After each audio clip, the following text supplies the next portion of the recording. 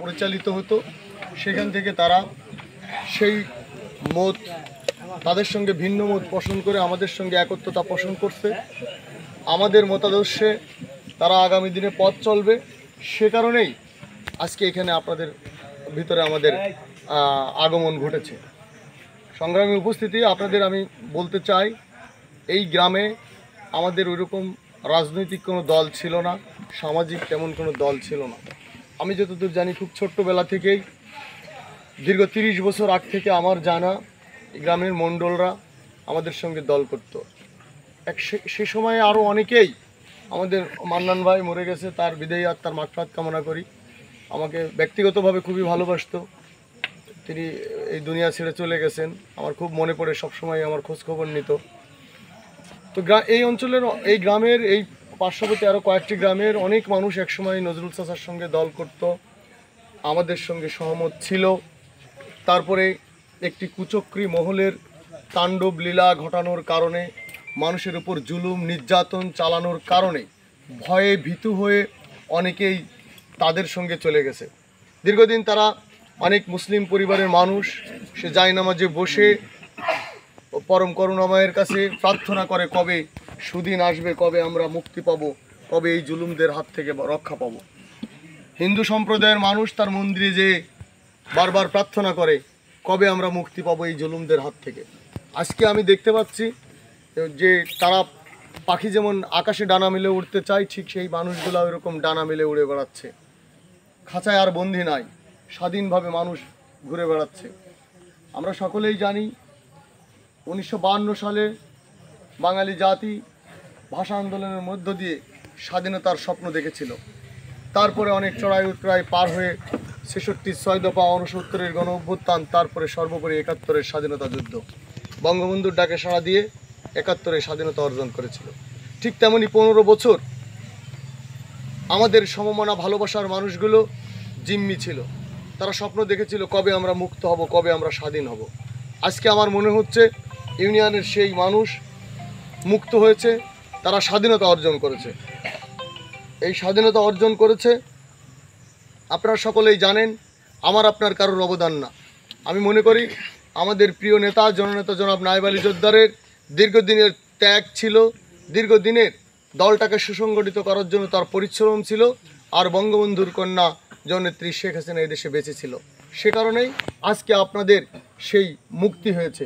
বঙ্গবন্ধুর কন্যা জননেত্রী শেখ হাসিনা, সে আজকে অধ্যক্ষ কামরুজ্জামানের তনয়া পারভিন জামান কল্পনাকে মনোনয়ন দিয়েছে মহিলা এমপির জন্য, এবং জননেতা জনাব নায়েব আলী জোদ্দারকে এই ঝিনাইদহ 1 শৈলকুপা আসন থেকে মনোনয়ন দিয়েছে। বিদায় আমরা গত 21 তারিখে উপজেলা পরিষদ নির্বাচনে মোস্তফা আরিফ রেজা মন্নু ভাইয়ের বিজয় লাভ করতে পেরেছি। সে কারণেই আমি মনে করি সকল কৃতিত্ব বঙ্গবন্ধু কন্যা জননেত্রী শেখ হাসিনার। সেই আপনাদের দিকে তাকিয়ে আপনাদের সকলের কথা সে চিন্তা করে, সকলের কথা সে জানে যে কিভাবে আওয়ামী লীগের লোকজন জিম্মি হয়ে আছে একটি মহলের কাছে। সেই সমস্ত কথা চিন্তা করে তিনি এই সুনির্দিষ্ট চিন্তাভাবনা করে পাঠিয়েছেন আমাদের মাঝে বিধায় আজকে আমাদের এই বিজয় হয়েছে। সেই বিজয়ের দিনে আপনাদের জানাতে চাই, এই যে বিগত 15টি বছর যে দুঃসময় ছিল, সেই দুঃসময়ে এই গ্রামে মণ্ডলরা আমাদের পাশে ছিল। আপনারা জানেন, সদ্য কিছুদিন আগে একটি সংসদ নির্বাচন হয়েছিল। সেই সংসদ নির্বাচনে আমরা স্বতন্ত্র প্রার্থীর পক্ষে কাজ করেছিলাম। কেন করেছিলাম সেটাও জননেত্রী শেখ হাসিনার নির্দেশনা ছিল। নির্বাচনটাকে বৈধ করার লক্ষ্যে, প্রতিদ্বন্দ্বিতাপূর্ণ করার লক্ষ্যে জননেত্রী শেখ হাসিনা সেদিন স্বতন্ত্র প্রার্থীদেরকে উন্মুক্ত করে দিয়েছিলেন নির্বাচন করার জন্য। তাই সেই জননেত্রী শেখ হাসিনার নির্দেশনা মোতাবেক আমরা সেদিন একজন স্বতন্ত্র প্রার্থীর পক্ষে কাজ করেছিলাম। সেই কাজ করতে যে আমরা কি দেখেছিলাম, আপনাদের এই কেন্দ্রে করুণাকর সরকারি প্রাথমিক বিদ্যালয়ে আমরা কোনো এজেন্ট খুঁজে পাইনি, আমরা সেদিন কোনো মানুষ খুঁজে পাইনি। আমি ধাওড়া থেকে এজেন্ট পাঠিয়েছিলাম, সম্ভবত 6 জন, 3 জন এজেন্ট দিয়েছিলাম এখান থেকে। সেই এজেন্ট সেদিন কিন্তু এই মণ্ডলরা ছিল। আজকে আমরা কি করলাম, গত 21 তারিখে একটি উপজেলা পরিষদ নির্বাচন ছিল।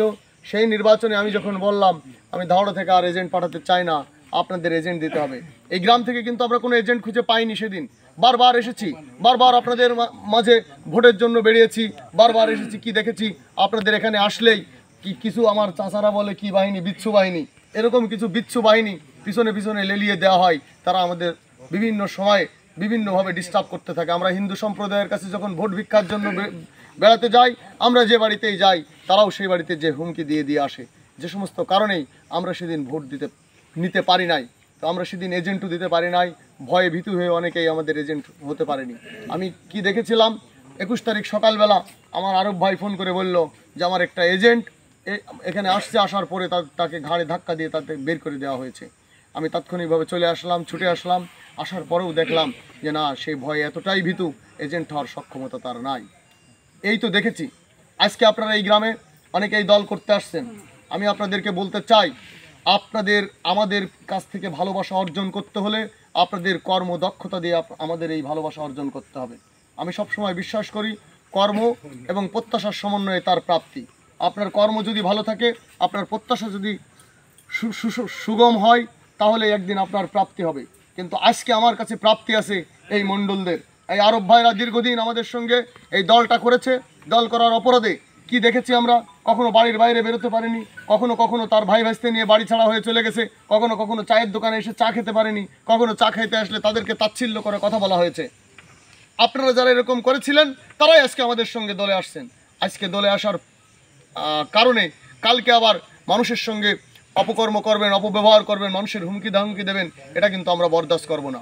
আপনারা আমাদের কাছে ভালোবাসা পাবেন সেই দিন যেদিন আপনারা আমাদের মন জয় করবেন।